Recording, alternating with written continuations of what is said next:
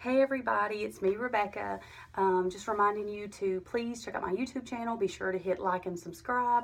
I am trying to build up my fan base and it would really help me and I would greatly appreciate it. But today's talk is about motivation, staying on task with your goals, and really what motivates you and maybe some ways that I can help. So, my story starts back in 2011. So, at that time, I worked for Long Lewis Ford, which is hands down one of the best companies that you can work for if you live in the Shoals area in Alabama.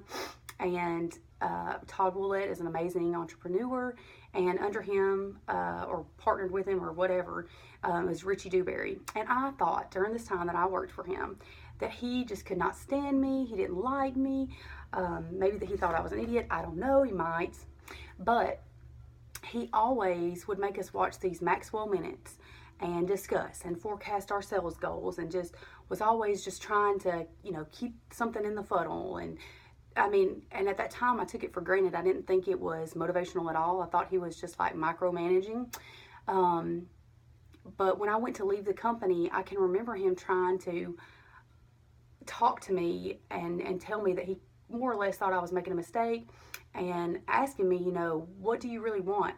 And what are you doing today to get to where you want to be tomorrow? And none of that really meant anything until probably about 2 years ago.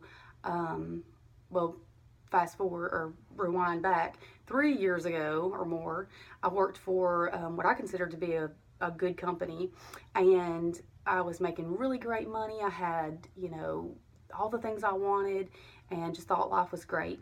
And then, 2 years ago, I lost that job. And I just, I can remember praying so hard, what should I do, God? What do I do with myself now? How are we going to make it? Whatever. And I remember talking to my husband and asking him, what should I do? And he said, well, what do you want to do? And since I lived in California back in like 2006, I wanted to go to medical school, and I had the opportunity to do that through the Navy. But before all of that plan was supposed to take motion and start, I found out I was pregnant with my middle child, and so that didn't work out. And then here it was, I was at a point in my life where I didn't know what I wanted to do. I didn't know what I needed to do. I knew I needed money, and I knew that ultimately I didn't want to ever be dependent on somebody again. I want to be self-sufficient. I want to show my children that, mom can do it too. Just because times are hard or life's hard doesn't mean that you just stop living and you stop going after your goals. And my husband supported me. He said, yeah, go ahead. If you apply, don't get upset if you don't get it, accepted, or if you don't get any interviews or whatever. So I got accepted, and we had to figure out how we were going to make everything work. And it has been extremely tough, and it still is. I still have several years to go in this journey, but my thing is, I relate everything just about daily back to what Richie Dewberry said. It didn't come, until all these years later that it all made sense, and why he was kind of micromanaging, not just me. He checked in with all his employees, but every day I have to ask myself, what did I do today to get to where I need to be tomorrow? And ultimately, I have to make myself stay on track. Am I studying microbiology? Am I studying pathophysiology? Am I studying pharmacology?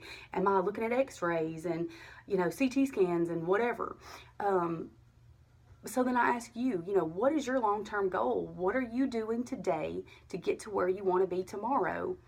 And if you can't answer that question, if you don't have any sort of step in motion to get you where you want to go, you're never going to end up anywhere. You're going to work a 9 to 5.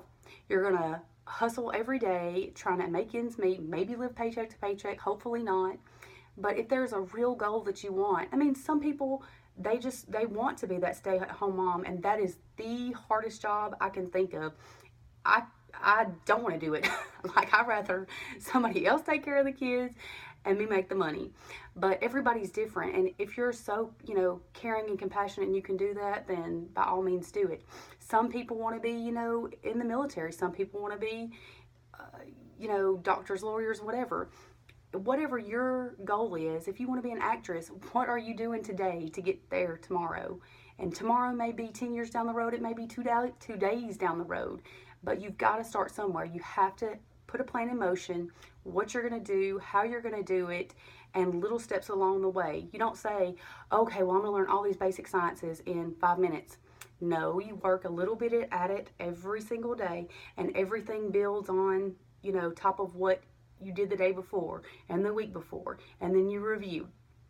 So just remember, if you're going through a hard time, struggling, don't know what you're going to do, figure out what it is that you might want to do, what might make you happy, and then figure the steps to get there, what you're going to do today that might help you reach that goal tomorrow. And it may be something simple like, you know what, I want to go back to work. I don't want to be a stay-at-home mom. Okay, well then you need to get things in line. You need to get a daycare lined up or somebody to watch your child, babysit or whatever. You need to figure out how much money is going to cost you in gas and lunch and this and that on top of all your other regular, bills that you might have. Figure the way to make it work.